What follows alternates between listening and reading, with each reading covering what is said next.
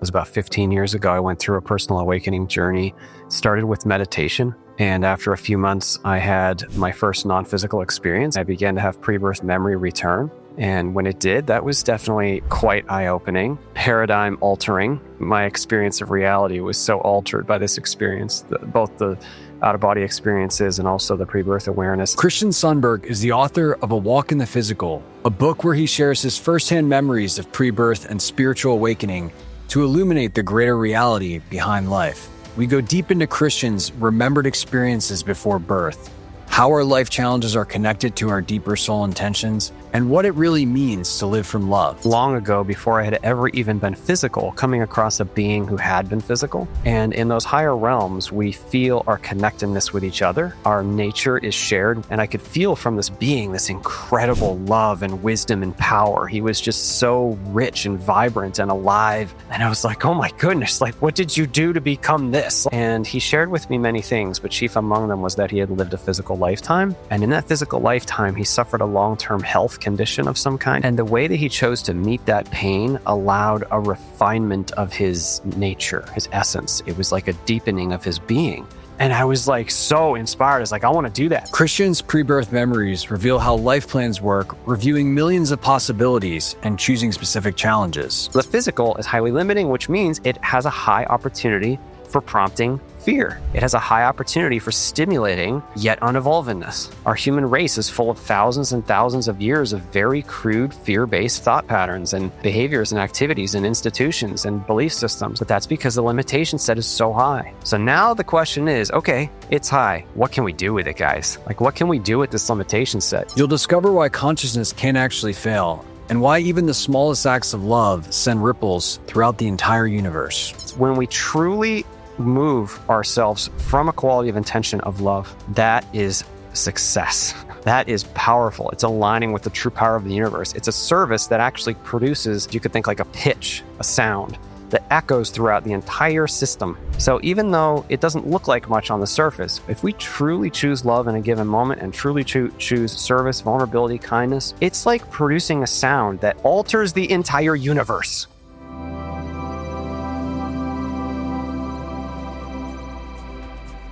Before we get into this conversation, I want to ask you to join this amazing community of consciousness explorers. This whole idea of pursuing expanded consciousness and the boundaries of human potential while living a modern life is relatively new, which is why we interview revered masters, teachers, experts, and practitioners to help you on your own journey. To stay up to date on the latest conversations, simply click subscribe below and you'll be notified each time a new episode comes out. I am so grateful for all of your support and comments. I love reading them.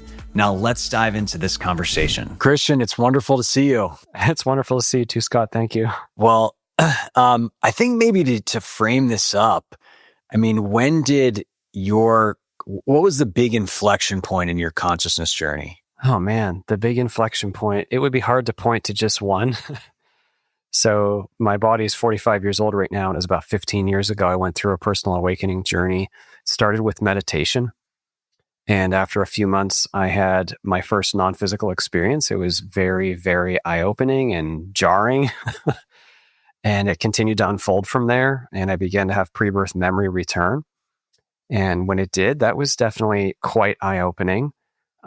Paradigm altering, you could say. And like we talked about before recording, we're both working professionals. I was a working professional at the time, and I didn't share it at first because it's the kind of thing you just don't talk about in that world. But surely my life changed. I mean, my experience of reality was so altered by this experience, both the out-of-body experiences and also the pre-birth awareness and my general state of awareness overall. It was just so different than what it had been before my awakening. And what were the main things that were revealed to you in that pre-birth memory? Yeah, would you like me to share the memory? Sure, that would be wonderful. Okay, so this is really hard to talk about. So I just have to disclaim this because language just can't possibly do this justice. Here on Earth, we like to think we can fit everything into our local form set. We have a very limited language, but our true nature and the higher realms from which we come, they so fully transcend are local limitations that no language can possibly do it justice. So I really have to say that first, because anytime we put words on this, it's just like immediately wrong. You know what I mean? So with that disclaimer being said, so just interrupt me if you have any questions. I'll try to be succinct about sharing this experience. And I know how this sounds like, I'm kind of a down to earth kind of guy. I know how this sounds on the surface. So we're here please for interrupt me. What was that? I said, we're here for it. Okay, great. So like I said, my body is 45 years old now. When I was 30, I took up a long-term meditation practice and began to have OBEs. And I also began to have this pre-birth memory return. And as it returned, I became aware primarily of a time period somewhat immediately preceding this life, where I had chosen this life and why. I remember reviewing this life in great detail. But I also remember a time, and time is different on the other side, okay? So I can't put this in a succinct way. But I remember long ago, before I had ever even been physical, coming across a being who had been physical. And in those higher realms, we feel our connectedness with each other. Our nature is shared. We feel that, we know it. And I could feel from this being this incredible love and wisdom and power. He was just so rich and vibrant and alive. And I was like, oh my goodness, like, what did you do to become this? Like, I had to ask him. It was telepathic. It's not language. We share with each other telepathically. And he shared with me many things, but chief among them was that he had lived a physical lifetime. And in that physical lifetime, he suffered a long-term health condition of some kind. He had a pain in his physical body. And the way that he chose to meet that pain allowed a refinement of his nature, his essence. It was like a deepening of his being. And I was like so inspired. I was like, I want to do that. I want to do that. I'm going to do that. Like, I was just like, oh my gosh, that's so amazing. I want to do that. And at first, this isn't negative, but it was something like, yeah, that's what they all say. Like, you just don't know how hard it is. You don't know what you're asking for, kind of thing. And I said, no, I mean it. I want to do this. And he said, well, go talk to your guides. So I don't have right after that, but I know that I lived a number of times and ended up finding this being again later and sharing with him, see, I'm on the walk. Like, I'm doing this thing. And he was encouraging. But most of my pre-birth memory is of a time somewhat immediately preceding this life and the one just before it. So just before the previous life, I remember taking a long break between physical lives. And I remember this guide coming to me repeatedly every once in a while, over and over, asking, are you ready to go back yet? Are you ready to go back yet?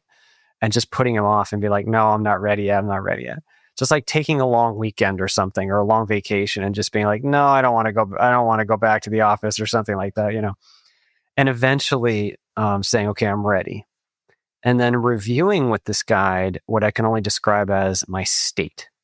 So like who I was, what I had known, what I had been, what I understood, not just intellectually, but like at the being level, like as a being, what did I know?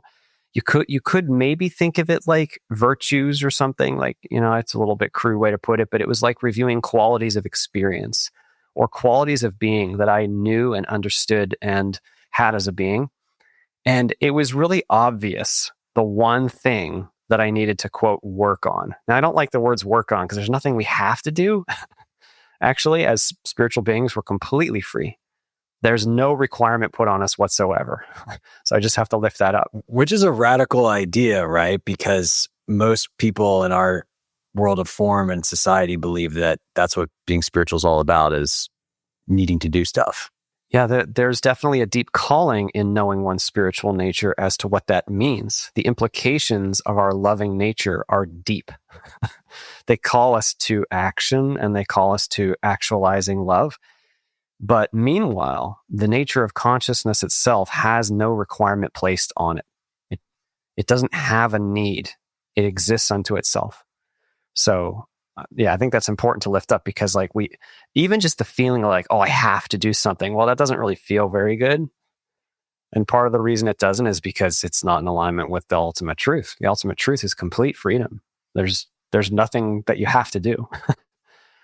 So I could see that. I knew that. But I also could review in my pre-birth review that, oh my gosh, there was this one thing that would be best for me to tackle, so to speak, to work on.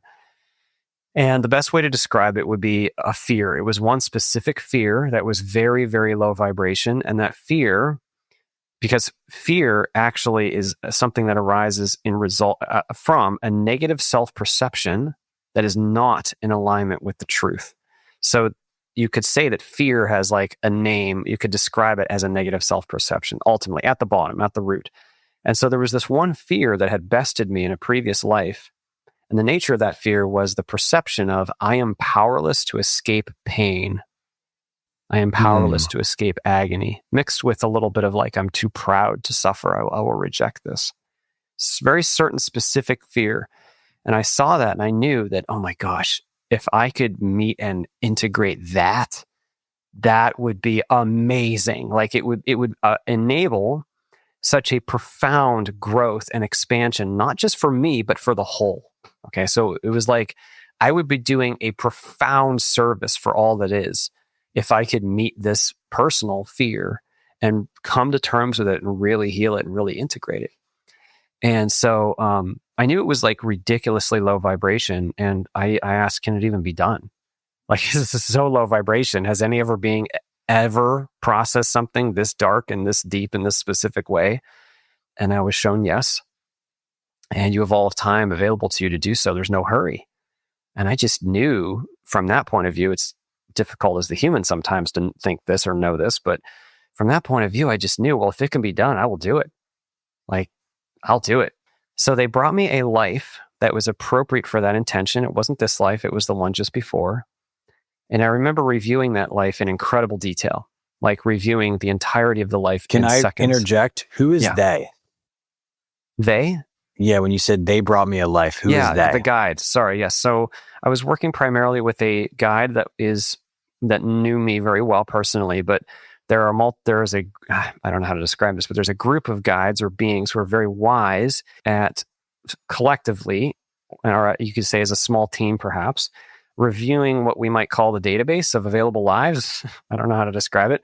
And in their wisdom, they can match you and your intention with a life packet that is an optimal match for that intention for you.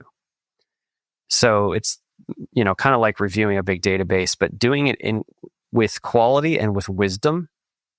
And then they brought me a lifetime that they felt was appropriate for my intention. And these guides, are these beings who have kind of done what you were doing like much, much earlier or much longer ago? Like how do these people become a guide? Yeah, well, I think there are different kinds of guides. There are those who have had much physical experience and those that may not have had much physical experience. Certainly, though, all guides are very evolved in some way or ways. And I can't say definitively that these guides who brought me this lifetime, whether they had a lot of physical experience or not, but I strongly suspect they did have a lot of physical experience. I don't know that for certain, though. Yeah, but I know there are guides who do have a lot of physical experience, and there are those who may not, because there's other types of experience out in the multiverse beyond the physical universe. There's other types of experience that deepen one's being. And it's not necessarily the case that a guide has to have physically incarnated to be effective for something specific. But on the other hand, the Earth experience is so specific in its unique quality of separation. The lowness of the vibration of the Earth experience is so low that I suspect, I don't know this for sure, but I suspect that the majority of guides have had a lot of Earth experience, or at least physical experience. And, this is an interesting distinction as well, of picking an available life versus designing your life. Mm-hmm. So there's both elements. Yeah, there's both elements involved. So I can speak to that more specifically in relation to this current life I'm living now. So I can actually speak to that in just a moment. I guess I'll continue with sharing the experience, and then but to speak to your question, yeah, I definitely could speak to that about for this life. So in that previous life, I reviewed the life and I accepted it. And then I remember accepting the veil for that life, which is just a word that means the limitations in consciousness that we wear in order to have the deeply engaged physical experience. So primarily it means a forgetting. We forget everything else that we are. And it also means a cessation. It seems like a cessation. It's actually not a true cessation, but an apparent cessation of our active connectedness with all things. So we don't feel connected to everything else while we're physically incarnated. At least in this universe, we feel separate and we don't remember the rest. And so now we're just this like separated, ball of thought form and experience that seems segregated and doesn't have a full access to its history. And that's a very unique state of consciousness. And can I ask a question on the veil thing? So I think some people make an association with like how thin or thick the veil is as being correlated to your level of development as a soul, right? So like you're further along, you have a greater awareness of things in your true nature.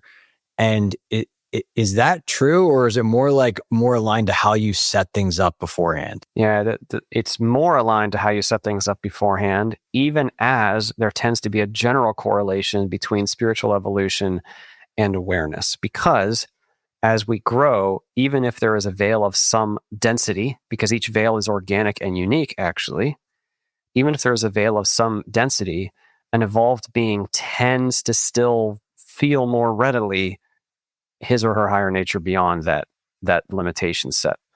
So, but on the other hand, so like I said, primarily it is that it's up to the life context, because a very powerful evolved being absolutely may sign up for a life with a very rigorous veiled condition and even incredible challenges that vibrationally then lower the being, because it's the negative self-perceptions and the fears that we buy into that really vibrationally end up separating us, right? The veil is just an obscurer. It doesn't actually separate us. It just blocks view. Vibrationally, what gets us kind of quote unquote stuck here is all the negative thought form and feeling that we end up associating with, you see. So a very evolved being may incarnate into a life in which there are incredible limitations, incredible pains. In fact, more evolved beings tend to sign up for the harder lives because they're able to. And from that density, our true nature may be even more obscured. So hopefully that speaks to your question. That makes total sense. Excellent. So I remember accepting the veil for that life. And it was like a plummet in the vibration of my being. So the body of my awareness, it felt like it was connected to all things and full of bliss and knowing. And then it was like, I like to just describe it in a very simple metaphor, but like an amplifier that produces a sound pitch like, and then you turn down a knob, and then the vibration goes down. And then it felt like when it got to the bottom, you just keep turning it down. It goes down more, lower. That was how it felt in the vibration of my being, to accept the veil and to come down into the physical experience. It was a ridiculously jarring drop, maybe like jumping out of an airplane or something, and it just like you never land or something. And I remember then being in the womb, in the body, in that previous life, and I was only there a very short time, and I said, I am not doing this. There is no way. Like, it was so dark. I mean, it's funny. It's funny to think about now, but at the time it wasn't funny. I had a lot of fear, actually, even just in the womb, just being bodily. I was like, I'm not doing this. I'm separated from everything. I lost all that I am. I'm not doing this for a lifetime. Screw this. So I summoned my might, because I knew I was a powerful spiritual being, and I smote the veil. I punched my way back out. And I saw that I was successful in doing that, because I had a life review. I saw that I killed the fetus that was to be in my body. And it caused a miscarriage for the mother. And in my life review, I could see how my fear that early in the life had heaped grief upon the shoulders of the mother because she had a miscarriage, and how that grief affected hundreds of other people in the game negatively. It was like a profound ripple in the pond, even though like I had great intentions going in, just making this decision even that early on, it had a significant effect. So like from that point of view, you can see it's okay. Like there's nothing actually wrong. Like you can't actually fail. But on the other hand, I could just see very objectively like, oh man, I got a lot of fear. I got to do something about this. This is like, whoa. I can't believe I had that effect, And that perception of I have a lot of fear, that's in this liminal space outside of the time-space continuum. Yes, but so when I say I have a lot of fear, it's more like a better way to say it would be I have a lot of yet unevolvedness. It's not like fear is a fundamental force. It's just I wasn't evolved enough yet to engage that limitation set without rejection, you see? It reminds me, one of the first things that my teacher told me was like, you're here to accept reality as it is. That's exactly right. And I'm like, okay, that sounds hard. Absolutely. Absolutely. And it brings up a question that I have, right? Because in this kind of perfection of beingness that our soul can experience, like we come out of an incarnation, and then do we continue to feel those remnants? Are we just aware of them? Like how does the impact, remnants? How does an impact of a difficult incarnation or of one that contains a lot of fear, like you just described, just affect us in this other state? Yeah, the simple way to put that is you are who you are. So just because a physical life has ended doesn't mean you're not you. So if you have a lot of fear and now you see it and you actualized it, in fact, that's who you are. So it's not a judgment. It's just, oh, wow, I see that's who I am. And so that may guide you into future experiences. And there may be, we use the word karma. There may be karmic implications. It just means who you are. If you actualize this certain thing, when you affect others, you're actually affecting ultimately yourself, because we're all a part of the one. So you can see, like so we retain our individuation. It's not, when I say we're all part of the one, it doesn't mean that you're not you. No, you are a precious individuated you. The you that feels like you to you will remain. It's very precious and powerful and important. But that individuated you is also connected to all the other individuated yous, and it's all a part of one great I. So that one big thing is all you. So in other words, the other people are you. And so if you affected others in a certain way, you actually did that to yourself, ultimately. And so you can see that from that point of view, like, oh man, I, as my own soul, I am of this certain way. And there's an energetic cause and effect that follows us through because of who we are. And that may lead us into future experiences, whether in a physical life or in a non-physical experience. It's one of the reasons why I always think about, like, you know, and I live in startup land, or I have a lot of my career, and people talk about like long-term thinking and playing the long game. And I'm like, dude, playing the long game isn't like building a 20-year company. It's working on your consciousness. Like, that's right. You got it. That bad boy is, you're carrying that luggage around wherever you go. Yeah, absolutely. The consciousness is carrying its luggage wherever it goes. Yes. Yeah, that's absolutely true. I think of it in a similar way, that I'm very interested in the long game because that's ultimately how we make true change. You know, we tend to be really focused on change in the short-term sense. And in business, we love metrics. Measure something for the month, for the quarter, for the year. That's what matters, man. Show me the numbers. Show me the PowerPoint presentation. But the thing is, ultimately, all the systems of man, all the companies, all the governments, all the laws, that will all naturally change as we actually change. The being changes. And that being level change, it can happen a lot in one lifetime, but it doesn't necessarily. And it's something that if we just work on ourselves where we are now, work on accepting the reality that has arisen now, like you said, work on our lives now, and really actually meet our own crap and grow, we are contributing to the true solution, which is ultimately the evolution of consciousness towards love. As consciousness moves towards love and past fear, and fear means all the ego shenanigans, and there's a ton of them, right? As we move past all of that, that is the true solution for the great many problems of Earth.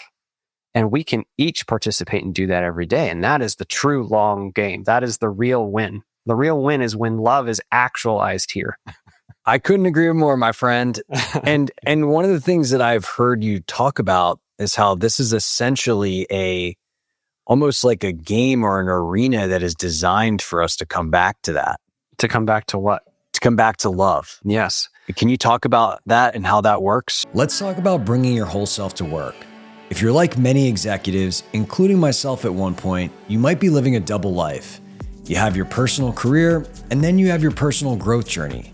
Conscious Talent is changing that as the world's first executive talent firm specializing in connecting leaders and companies who embrace inner work. Imagine finding job opportunities where your contemplative practice, latest retreat experience, and commitment to your personal evolution are seen as strengths, not secrets. What if you actually felt like your career supported this aspect of your life versus competed with it? Conscious Talent is building a community of leaders and companies who are committed to both combining professional excellence with personal transformation. If you're ready to merge your two worlds with a fully aligned career, join the movement at conscioustalent.com. Here you can sign up for our talent collective to stay on top of future opportunities or find your next transformative team member.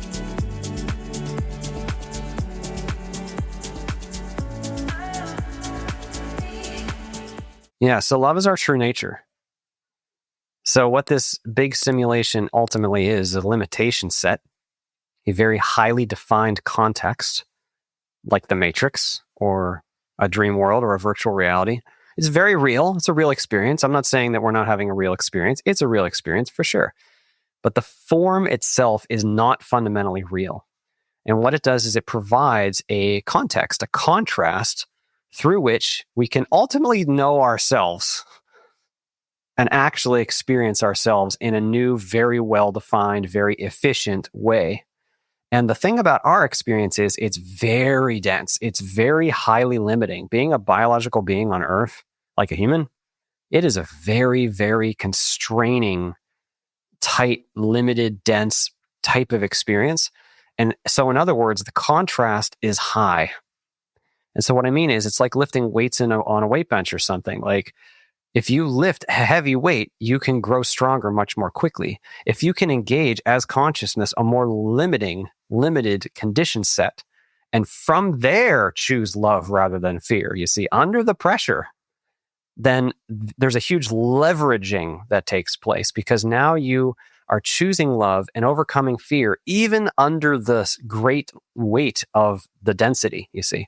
And that is a precious gift. It's not just like a punishment or something we have to do. No. It is a profoundly efficient and powerful gift.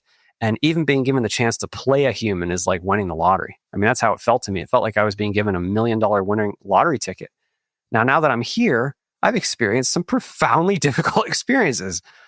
But the thing is, all of those contain within them an incredible opportunity, an incredible leverage offering. Something very challenging happens. It's like, here is a great leverage. How will you use it? You see, and the way that we use it successfully is actually choosing love, peace, freedom, joy, creativity, acceptance in this moment, rather than rejecting it and doing all the ego shenanigans and playing that game, which doesn't ultimately work. So the physical is highly limiting, which means it has a high opportunity for prompting fear. It has a high opportunity for stimulating yet unevolvedness. You know, our human race is full of thousands and thousands of years of very crude, fear-based thought patterns and behaviors and activities and institutions and belief systems. I mean, our world is full of it. It's full of it. But that's because the limitation set is so high. So now the question is, okay, it's high. What can we do with it, guys? Like, what can we do with this limitation set? And we are a lot more powerful in what we can do than what we often recognize. Does the limitation set shift in a major way as the evolvedness grows? While in form, while incarnated in form? Okay. So, yes. Okay. Certain limitations follow us throughout a life. If you're born with one arm, it's very likely you're going to have one arm your entire life. I say very likely because technically anything can be changed in the virtual reality. But basically, you're going to have to deal with that limitation your whole life. And there are certain conditionalities that we build up in our lives, certain patterns, certain pains, things our parents teach us as kids that we end up carrying with us through our whole lives, right? So there's certain contexts that tend to stay with us. However, as consciousness evolves, there's two important ways that, to your question, yes, we do end up shifting. One, we ourselves change. And as we ourselves change, the way that we see the limitation changes. And that is a change in the limitation because the entire thing is only an experience by consciousness, you see. So if consciousness changes, even if the limitations haven't changed, the way that consciousness experiences it, and thus the reality itself, because reality is an experience, changes. So that's the first thing. And the second thing is, this physical reality is actually probabilistic in how it actualizes. It's not deterministic, even though it looks pretty deterministic on the surface. What I mean is, it actually shifts based on a rule set that is connected to the intention of consciousness. So if and as you evolve, that evolution will tend to nudge and change the things around you and the things in your life physically. It will tend to, we use the word manifestation. It'll tend to manifest or actualize circumstances or a change in the limitations that more accurately affect your state of consciousness over time. My interpretation of the latter point is that there seems to be an inflection where you realize the power of your intention and consciousness, and you start to claim it in a way that before was more, life seemed very random, right? It's kind of like happening to you, like, and you're purely kind of moving through it as an agent without taking into consideration the impact on the probabilistic stuff of your consciousness. Mm-hmm. Yeah, that's true. That's true. We are the authors of our experience, both in the meaning we apply and in how we're helping it to actualize. Yes. A question that I have is as things happen in this incarnation, right? And it seems like it's really our relationship to what's unfolding, which has the ripple effect, right? Do we meet it with love, or do we, cling to an old pattern? How is that impacting other incarnations if these things are happening simultaneously? So that's probably a good segue for me to continue the sharing of what I experienced in my pre-birth experience. So after that quote unquote failed incarnation, it wasn't truly a failure, but after I had caused a miscarriage, they brought me this life. And as I reviewed this life, I reviewed it like, it's like if you took a tree and laid it on its side and started at the thick part of the trunk and worked your way out to the branches. It was like reviewing millions and millions and millions and millions and millions of possibilities all at once within seconds. And so what is the thing that actualized which fork in the tree branches would occur, And the answer is free will intention. My choice making and the choice making of every other player in the game. So in other words, the life is a context and a probability set of what could unfold. And what decides what unfolds? What you decide and what I decide and what we all choose every day. The quality of intention we bring into our experience through choice making every day in our own lives and those around us, that causes the tree to unfold in an actualized way. So we very much affect each other and help each other to actualize certain paths of pre-life plan.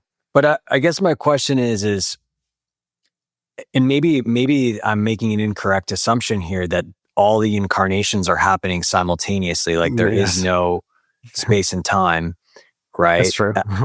So if you make a loving choice, right, in this moment, is that impacting these other incarnations? Yes. Like that's kind of what the question that I had. Yeah, I was speaking closer to our time scale in my previous comment, because it seems that everything is unfolding in a linear fashion, and there is a way that this virtual reality, the physical universe, is, you could say, simulated over time, and all the probabilities are calculated every unit time as we go forward. So it has an unfolding, and linear time is built, in other words. Okay, but your second point just there is a deeper comment around the oneness of all time, because linear time itself, at least as we experience it, is non-fundamental.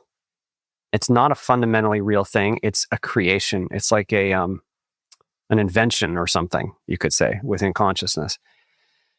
Okay, so that whole process of unfolding through linear time is taking place within spirit, and that one spirit, which has a higher time, we could call soul sequence or soul evolution time. I don't want to get too much into that.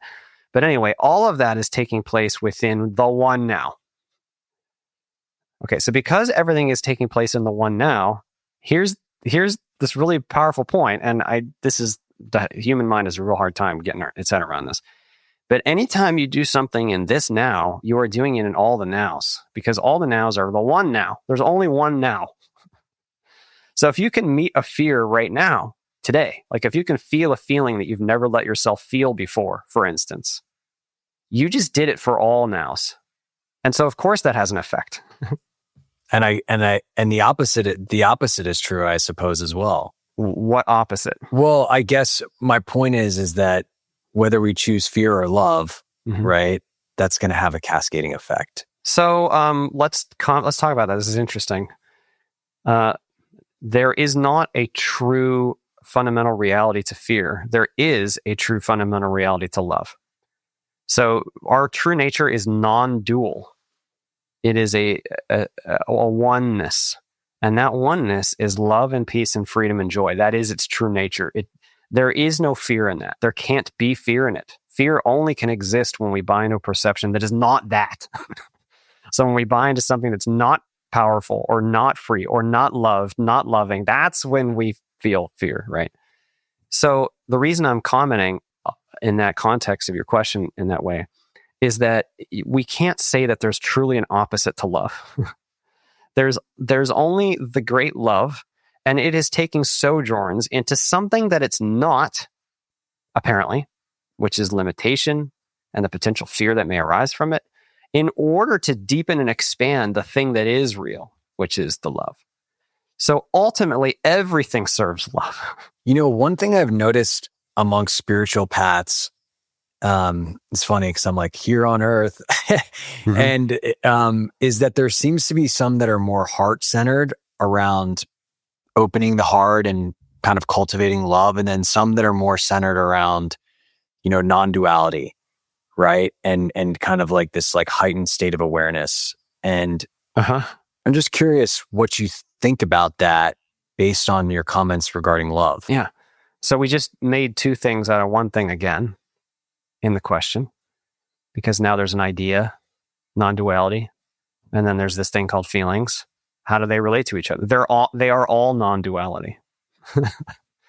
Like they are all of the one thing. Every single thing is made out of the consciousness, you could say. Everything. And that consciousness is singular. It isn't two things, actually. It is oneness. And so it's the illusion of the many layers of form, and that's where we kind of get trapped. Okay, but meanwhile, more specifically to your question, that's kind of more of a philosophical comment. But more specifically, okay, here's the thing. So heart-centered living tends to be a living that is in alignment with love, which is the nature of that one stuff, that one non-dual stuff. So even if it looks like are we talking about ideas like detachment and non-duality, or are we talking about practical action through and feeling, like warm feeling through the heart? Well, I'm actually really passionate about this bridge. I feel like I have felt called, and my book is kind of like a way to speak to this. I've been called to try to bridge the non-dual with the actualized local and with the warmth.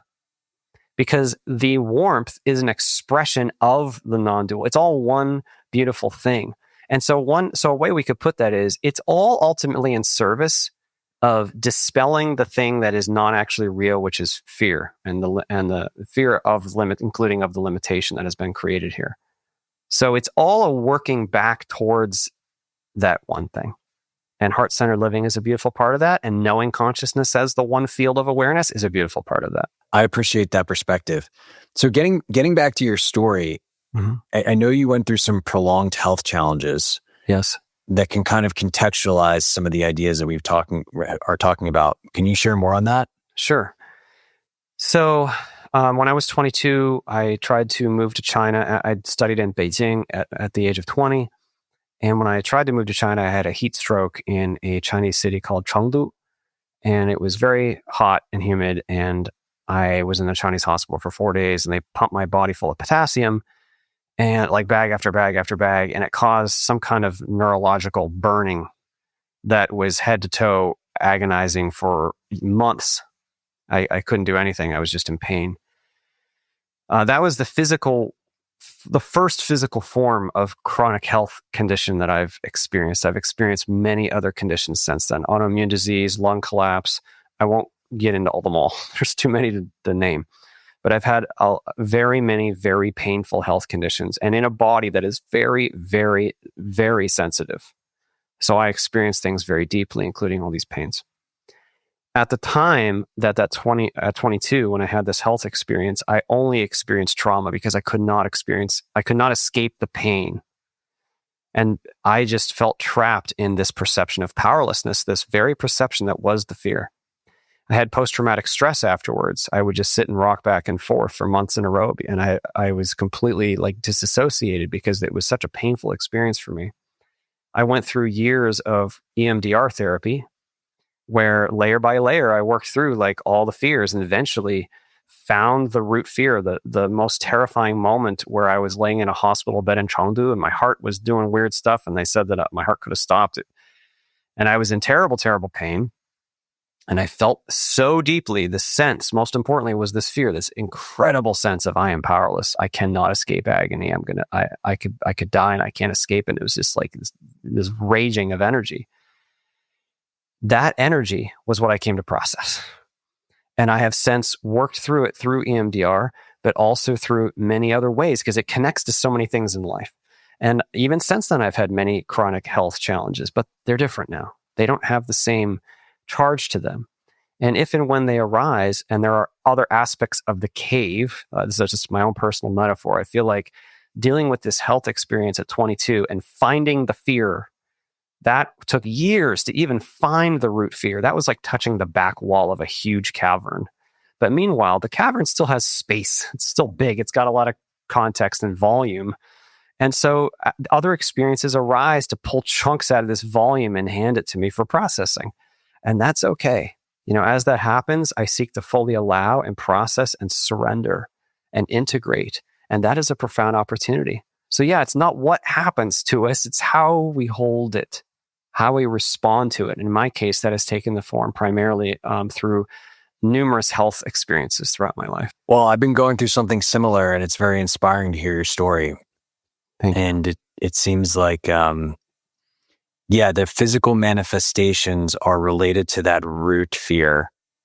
And then we have the capacity to face and accept as a way to shift the way the physical form responds. Yeah, interesting. Very subtle point that I just felt nudged to say. It is about acceptance. But acceptance actually doesn't require for that physical thing to change. Now, ironically, once we fully accept it and we're okay that it doesn't change, that's when it changes. That's when it fully releases. But acceptance is just accept. And it's not a stupid acceptance. It's not a divorced acceptance. It's an actual, oh my goodness, I'm actually going to feel this right now fully and be completely present with it. Completely present. It's like bringing your awareness into the experience itself without judgment. That is like shining the light of your awareness into a dark corner. Yeah. Anyway, I just thought I'd mention that. Thank you for sharing that. One of the things I've heard you say that I thought is a really important point to underscore is this concept that we cannot fail. Yeah. Tell us more, because that's a bewildering idea to many here on Earth. Yeah, there's not many other ways to say it other than to say that the substance of consciousness itself is like the water of the ocean. Perhaps the water can't fail being water. It no matter how it moves, no matter what currents it takes part in, no matter its salinity or temperature, no matter if it freezes into ice cubes and then unfreezes, it's okay. It's movement within the water. Now, there is such a thing as more or less optimal paths through manifest creation. In other words, we could take more or less painful routes through fear or just more directly towards love. But the thing is, like I mentioned earlier, love is the only actual real truth. And that love, that loving nature of spirit itself, nothing is required of it. And this entire thing is seen and completely understood. Like every decision you've ever made is entirely, it's actually understood more than you yourself understand it. It's like when we see from the perspective of spirit or source, it isn't it like this unconditional love that we talk about in spirituality. It's not like a stupid, neutral, general unconditional love. No, it is an extremely intelligent, extremely wise, extremely well-seeing, deeply seeing love. And that is the love that celebrates you as even not just in spite of your failings, but for the fact that you've gone through these experiences and even put yourself in a situation where you could apparently fail. It takes a lot of bravery to do that. It's very respectable. You could say it's very respectable to even incarnate, right? So it's very important for us to remember that, because we tend to judge ourselves. We tend to think, oh my gosh, I'm a failure, or I'm shameful, or like, man, I really screwed that. Forgive yourself. Forgive yourself. You could say, in a sense, there's nothing to forgive. It's like you're here in a really, really hard simulation, and the system sees it. It knows everything. It sees all the context. We can't actually fail in that. Now, we do have free will to make choices that are more in alignment with love or fear. And if we make choices that are more in alignment with fear, we're going to tend to suffer. This doesn't feel good. But that is the feedback, you see. The negative experience is the feedback. It's not that you need to be punished. No. It's just that it's wise. It's simply wise. It's intelligent. It's even logical to choose love and actualize all the things love means: kindness and understanding and bravery and self-ownership and release and all the many things that love means in this world, because that is aligning with the true power and with the reality, versus aligning with fear and ego and smallness and anger and hatred and all that crap. That doesn't actually get you anywhere. It's aligning with an illusion. It hurts. Is that a failure? No, it's not a failure. It's just you chose something painful. I mean, what I know, a lot of people, when it comes to this like pre-birth planning stuff, there's the questions around free will. And I think you've done a good job talking about kind of probabilistic outcomes. But what's coming up for me really is that like the main choice that we have is our moment-to-moment relationship, and whether we choose love. Amen. Do we choose to respond in a loving way? I want to make a quick comment here. That is true. And I want to lift up that main choice, that moment-to-moment main choice, is about quality, not quantity, not size. You know, humans, we like to think, especially in business, right? Entrepreneurs, we've worked in business. We like to think, show me the outcome, effect, scope. Quality of intention is not about scope, it's about quality. And we always have the ability to choose that quality here. Now, it can mean a million different things. Your intuition will guide you as to what it means. It might mean I need to take a nap right now.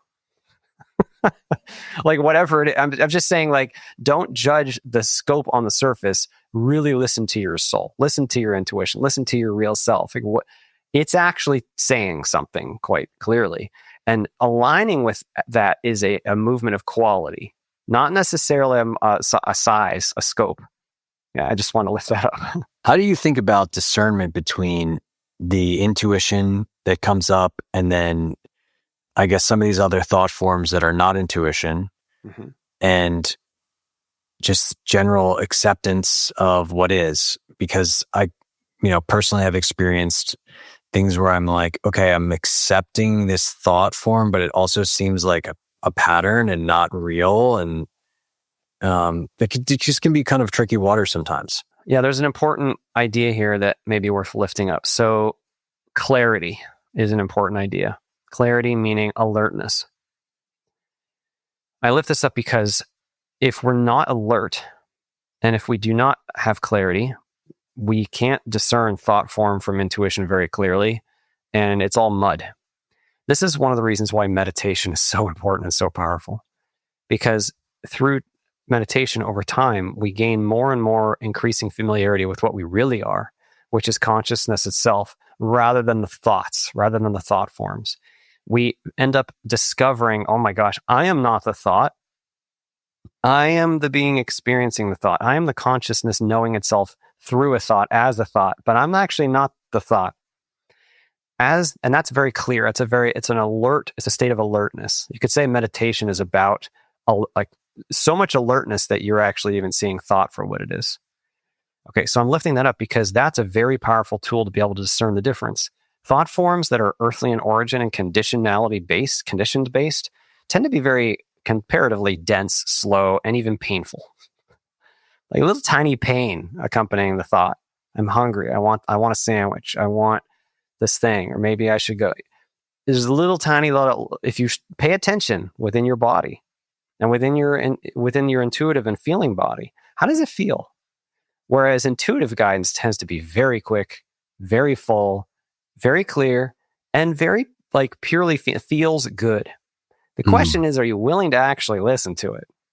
And if you start listening to that very quiet voice as it rises up, once you start saying yes to it, it opens the door for more of it. Yeah, I've heard you talked about how our kind of the source of intuition is like our true self that's like on top of a mountain cliff, like overlooking the forest, and like we're like in the weeds, in the trees, like trying to just get like one foot in front of the other. That's right, yeah.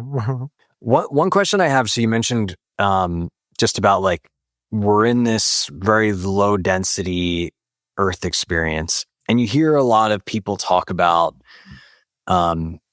things in this kind of spiritual consciousness community of like 3-dimensional, 5th-dimensional, like what is actually what are they actually referring to?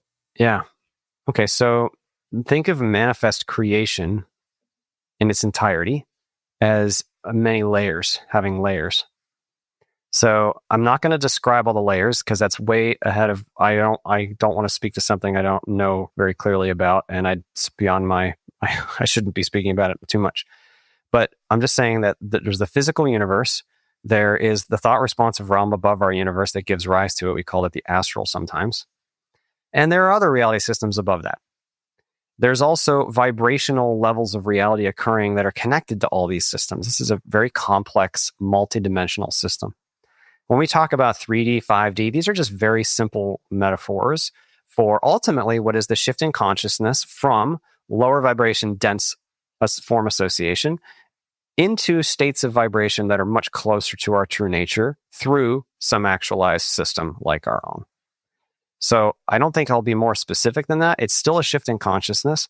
As we move closer to our true loving nature, that is an increase in vibration. And that has an effect not only in the physical, but in other non-physical reality systems, which are very thought form based. Yeah. And I love how you talk about how even just one choice of love can make an entire lifetime worth it. Amen. Why is that? I mean, somebody hears that and it's like, no big deal. Like I decided to, tell my mom I love her and really felt it. Like that's worth a lifetime? Yeah. So I've mentioned this in a number of videos, and I feel bad that I don't remember the name for this person who gave this account, but there was one near-death experiencer who had an experience where they had a life review, and in their life review, they saw that when they were a child, their parents had parked at some kind of rest stop during a road trip. And during the rest stop, their parents asked them to fetch a bucket of water from a stream. So this person took the bucket of water down to the stream, filled up the bucket, and on the way back to the car, they decided to walk out of their way and water a dry tree. That's all they did, is just walked over and poured a little bit of the water on a tree, and then they returned to their family and continued on their way. This person had later founded businesses. They affected many people through employment and things. But during their life review, they saw that was the most celebrated moment of their life, that they went out of their way to water a tree. Why? Why? Because we tend to think, show me the scope, show me the outcome. Outcome and scope matter, but they're second to the true movement, which is a quality of intention. And when we truly move ourselves from a quality of intention of love, that is success. That is powerful. It's aligning with the true power of the universe. It's a service that actually produces, not to get too stimulating to the ego here, but it actually produces, you could think like a pitch, a sound that echoes throughout the entire system. So even though it doesn't look like much on the surface, if we truly choose love in a given moment and truly choose service, vulnerability, kindness, it's like producing a sound that alters the entire universe. Okay, we can't see it, but it's very much perceivable in higher systems. And it's like a service in itself. We are all capable of doing that. Like, we tend to get lost so deeply in our pains and our failings and in the stories and the dramas and the hurts. And oh my gosh, dude, we are powerful, multidimensional beings. We do not have to lose hope in the middle of this great cacophony. Each of us can choose just in a small way. When I say love, it could be any form that deeply resonates with the real you. Something that's joyful, something that's light, airy, fun for fun's sake, even, is a form of love. Like, we each can sense in ourselves what that means for us. And if we just choose that and align with it, then we're aligning with the real power. And that's an amazing service to give here while we're physical. And I would, ask as a follow on, because all that sounds great. Let's ring that tone throughout the universe and all beings. Okay. But what is, just for people listening, like, what is a practical benefit of aligning with the power that is love? So this response may not sound like a direct answer to your question, but it is. What is better? Deep and fulfilling joy, or pain and misery? I mean, it sounds silly, but what I mean is, when we align with our true nature, it is a joyful thing, and joy is wonderful unto itself. So your question is a little bit like asking, why choose joy? Why? What's the reason? Well, the reason is joy is amazing. The reason is love itself. Our true nature is amazing. It is abundant with bliss. It's, in my pre-birth experience, I experienced, and I didn't get to this part in my story yet. After I tried to incarnate in this life, there was a moment once again I was going to reject this life, and I felt God expand me back. I know this sounds wild, but I felt the source of all things expand me back out. And I felt all the universe within me. I felt the sun of earth in me. It was a part of me. It was like in my body, you could say. And it was churning with bliss. Like, it's alive. The sun has conscious. I know it. I don't understand how, but the sun is conscious. It has consciousness to it.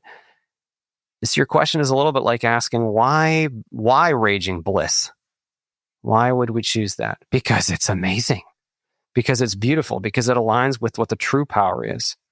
Versus the alternative, which is to choose the small, the limited, the fearful, the painful. What do you make of this concept of these, like, cycles of time, like the yugas, and, like, I've heard people describe this as the Piscean age of, like, whatever it is, this idea we have like a set period of time where, like, it has a certain characteristic during that time and we move into another. What's going on there? Yeah.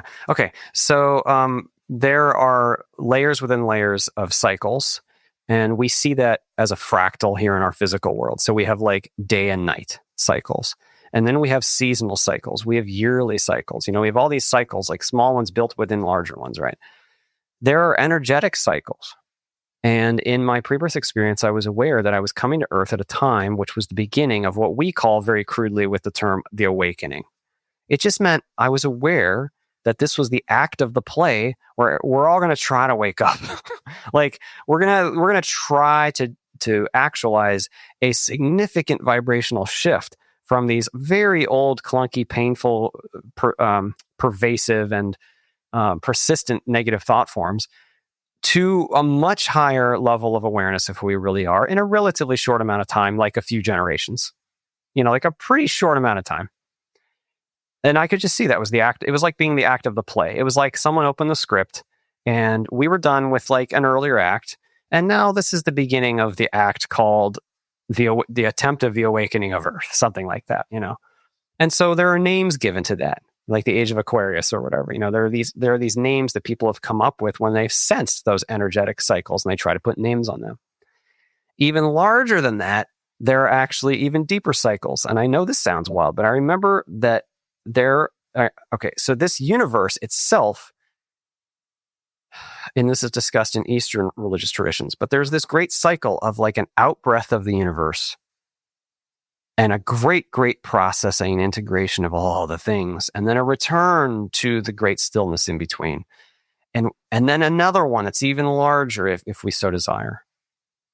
there's like these huge cycles. So I'm saying that even the universe goes through, there are cyclical manifest universes, and our universe is not the first.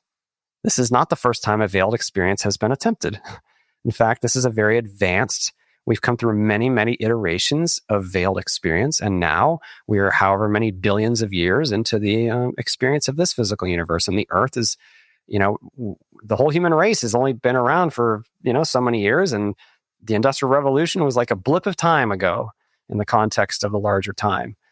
These are all cycles of time occurring within much larger cycles of time. I mean, it's hard to even fathom how big that is.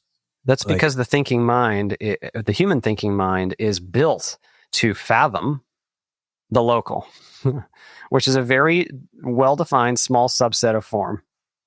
However, the deeper being, and this is something I discovered during my awakening that shocked me, the deeper being can understand.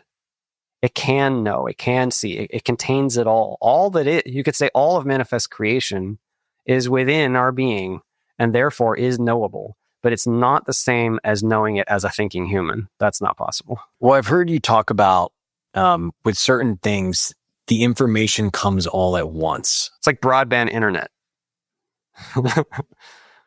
The thinking mind is like dial up.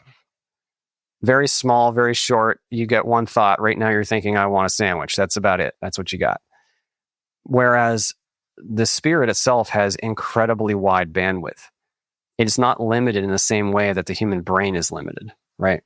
So the amount of knowing and information that can be passed through that very, very wide bandwidth is what we consider to be off the charts. So downloads can happen in chunks, because why take one sentence of the data when I can get the whole chapter all at once? And is the download, like, let's just take downloads, is that a quality of intent experience, or is that your higher self basically choosing to give you information or your guides at a very particular moment, or both? Well, they're related. So your question is really, how are we getting information? And the thing is, consciousness is connected to all information because all information is made of consciousness and exists within it. So to put it simply, we are connected to the database all the time. So your question is really, why would we ping the database? I don't know. Why do you want to? Yes, but there does seem to be, and maybe this is just reflective of my own development, is there does seem to be moments where I'm getting downloads spontaneously. And then there's certain other times that's clearly not happening, right? And the information is partial. And so I'm just trying to understand like why that connection strength and consistency is the way it is. So, thank you. That helps. The human portion of the self is form associated, and the larger you is much bigger and broader and not limited. And so there are times, whether it's from the higher portion of yourself or from other beings or their higher self, that you are able at the human level to perceive this broader information exchange. There's actually a lot of information exchange happening all the time that we're not typically conscious of at the human level, because we're so form associated.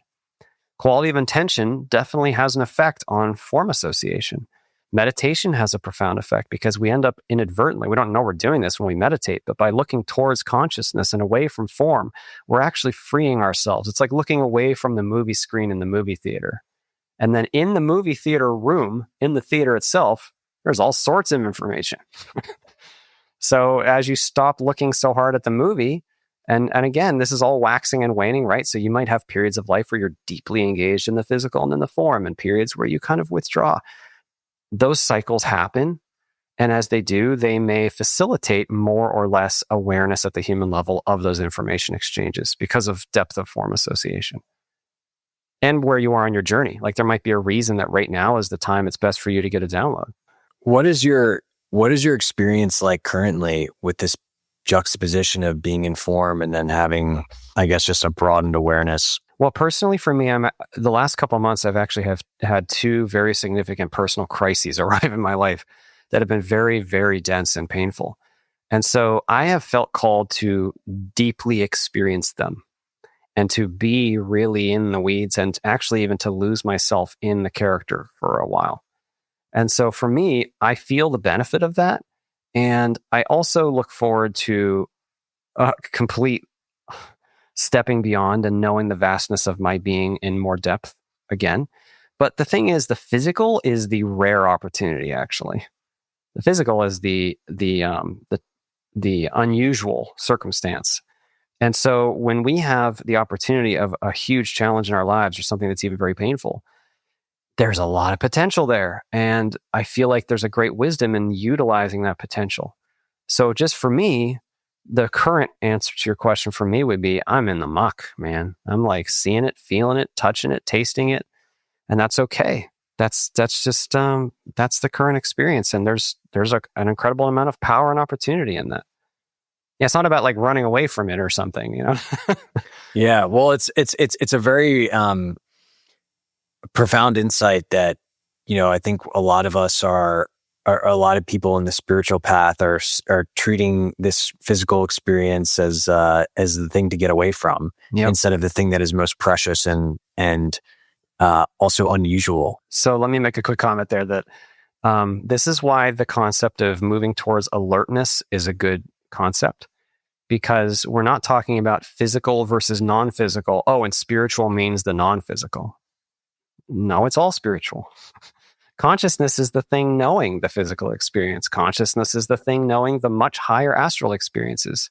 Consciousness is always the thing knowing all the things. That alertness is a move back towards the thing that is real. The thing that is real is consciousness itself. And if we look carefully, and if we look honestly, we will see what is happening in consciousness. Oh, a physical experience. Sensory data, thoughts, emotions, relationships, pains in the body. That's happening. So this is about alertness. And as we move with alertness, we both see the physical very deeply and experience it very deeply. And we also end up developing what in Buddhism is called detachment. But detachment doesn't mean like, oh, no, I'm going to spiritually bypass and go over here and not pay attention to the physical. No. It means you see so clearly that you know that you aren't only the character. But in order to do that, it means being so accepting of the character, you see, and so willing to feel what is arising in and as the character, that you also see and feel and know that, oh, you are actually much more than the character at the same time. That's about alertness. Yeah, my teacher talks about calm alertness as essentially the state to practice. Mm-hmm. Well, I think the last question I would have for you that I think a lot of people might relate to, and I know it's been part of your journey, is what have you learned about sharing this information as someone who's also in the professional world? That's a kind of a broad, open-ended question. I've learned that, the majority of the humans they don't benefit yet, for this kind of content, and that's okay. But I've also learned that just bringing the energy of this awareness into places is powerful, even if they can't understand it or see it or talk about it at a human level. And so I have felt there is value to being in a physical professional context and just being of presence. Nothing needs to change. But the thing is, the light of awareness has an effect always, even if people can't see it. And so for me, I've always kind of walked this line.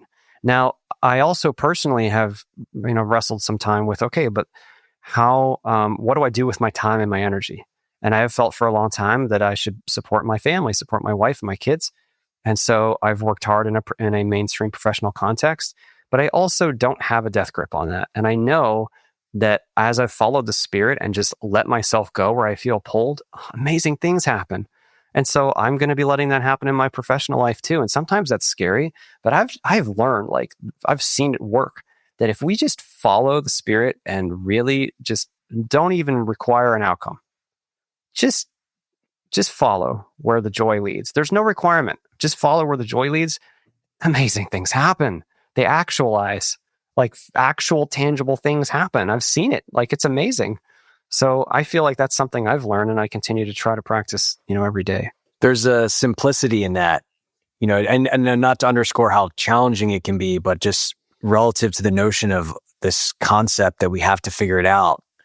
There's, I've come to know that as well, that, I am being guided, and when I choose to listen, life just flows. Joy, we could say that love and joy are simple. They're actually very complex in that they've given rise to entire manifest creations with incredibly complex context and content and rules. But the shift towards that joy and love is quite simple. It tends to be the ego that complicates the crap out of things. And so, we always can choose that no matter what has arisen. And that's not always easy to sense or choose, of course, but we can. We're absolutely always free to make that just gentle shift towards what's a little lighter right now. What's a little more joyful? What's a little more compassionate? What's a little more free? Well, Christian, this has been awesome, man. And I really just, really appreciate you just sharing so clearly some of these ideas and answering a lot of questions that I've had for a while.